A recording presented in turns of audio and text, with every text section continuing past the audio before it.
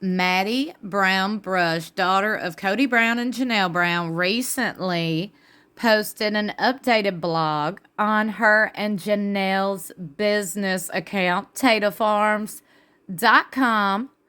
Y'all got to go check it out. We're going to read it. We're going to discuss all the things. But before we do, we are supposed to be on baby watch right now because Madison is due in March. Is she not?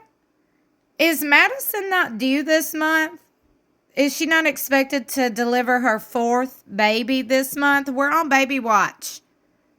Y'all, if you've got any inside info or any tea on that, be sure you email me. My email is linked in the description of every video.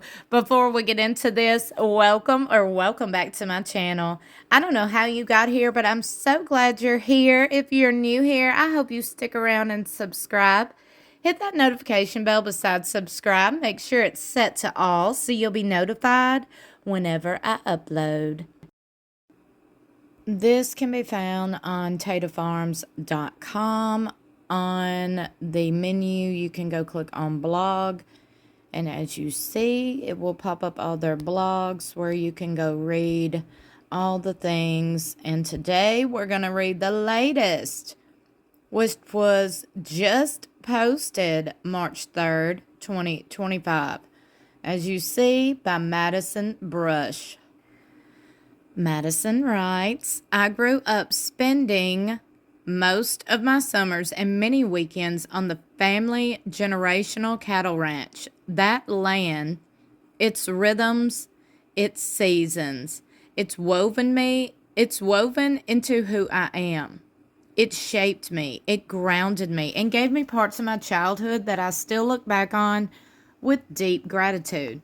My brothers and I spent countless hours there working, playing, and soaking in the stillness that only country life can offer. Now, when I read over this, what stood out to me is working. Because Kody Brown, this is the Brown family ranch. Kody Brown's nephew, Benjamin Brown, do we remember when he was coming out talking about the show publicly? He was like, that's child labor. What they done was child labor on that ranch. So that is what stood out to me when I read that, only because he's already said that hundreds of thousands of times. So I'm over here like, well, what kind of work did y'all have to do? Countless hours working. I hope y'all was more playing and soaking in the stillness that only country life can offer rather than working. But I don't know. There are aspects of that ranch we all still romanticize. Cool Wyoming summer mornings where the air was crisp and the whole world smelled like sagebrush and possibility. The scent of cows in the corrals before a cattle drive. Dust kicking up in the early light. Water hitting the irrigation ditches in the crop fields, the sounds signaling life and growth. My grandma in the kitchen cooking full-size breakfast, lunches, and dinners. Always homemade, always enough to feed an army. Late nights with my cousins and family friends, running through the fields, playing with the animals, and talking about everything and nothing. Our imaginations ran wild. Country fireworks shows where the sky felt endless. I've still never seen anything quite like those fireworks. The ranch made me who I am. We were always busy but never rushed. There was an unspoken understanding that life had a pace and you didn't need to force it. We were told not to run the horses too much, not to wear them out before a long ride. Looking back, I think that's a great metaphor for life, walking when it's not necessary to run, and save your energy for the long journey ahead. But the ranch wasn't perfect. Beneath the nostalgia, there were flaws, struggles, and plenty of hard lessons. Some of my family members see that place as cursed, and I can understand why. I don't pretend it was perfect. Not everything about it was peaceful. Not everything was right, but for me, the best parts of it still stand out in my memory. The stillness, the simplicity, the connection to land, animals, and a way of life that moved in step with nature instead of fighting against it. And that's one of the biggest reasons Tata Farms was born.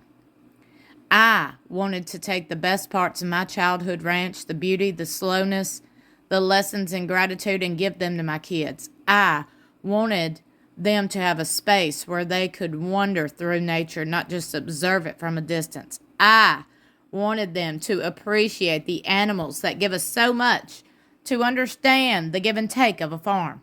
Well, I thought it was going to be a flower farm. She's talking about animals, where respect for life is woven into every part of the day. I wanted them to have a deep gratitude for rain and sunshine, to know that we need both in the fields and in life. Well, that sounds wonderful and all, but I'm over here like, well, I thought she was having and I thought it was Janelle's property. Lord have mercy, Maddie over here talking like she just bought a cattle ranch. I'm like, well, whose property is it? And what are y'all doing on it at this point? I thought we was growing some flowers and stuff. Now we having a full-on animal ranch? Like, what is going on? Most of all, I wanted them to grow up away from the hustle culture, to know what it's like to slow down, to eat homemade food, to work with their hands, to understand that life isn't meant to be rushed through but live fully. So basically, that's why you came to the South, baby, because I'm going to tell y'all something. Me living in Northeast Mississippi, this is life. Everywhere you go in the South, every corner you turn, this is how we live. This is how we grew up. This is how we still live today. My parents have a cattle farm, still to this day. Still to this day. And that has been in our family for many, many, many, many, many years. My great-granddaddy started that, okay? Very, very, very hard work. But, I mean, it's what we all do. We're not the only one. Everybody does this around here. So, I mean, it's just a Southern way of life.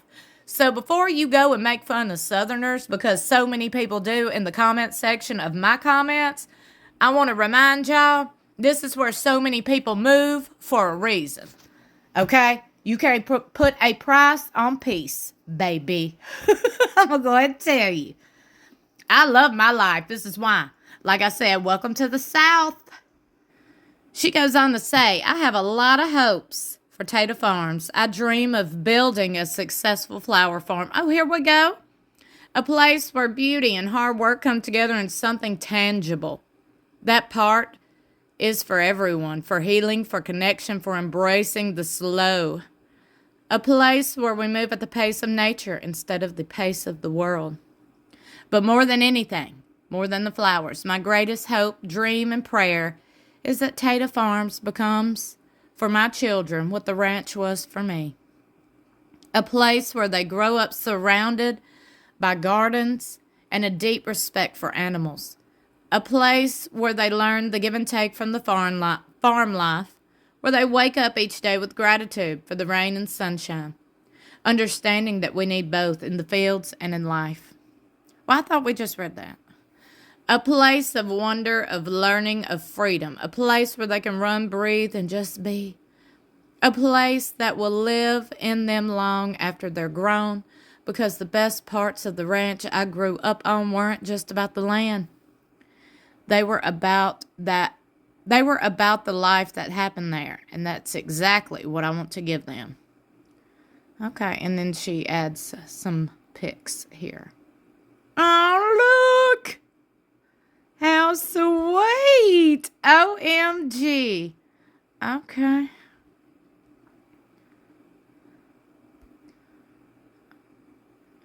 Okay, look at her getting muddy. I see you. Well, I love this. She misses the closeness is what she misses. Ain't that sweet?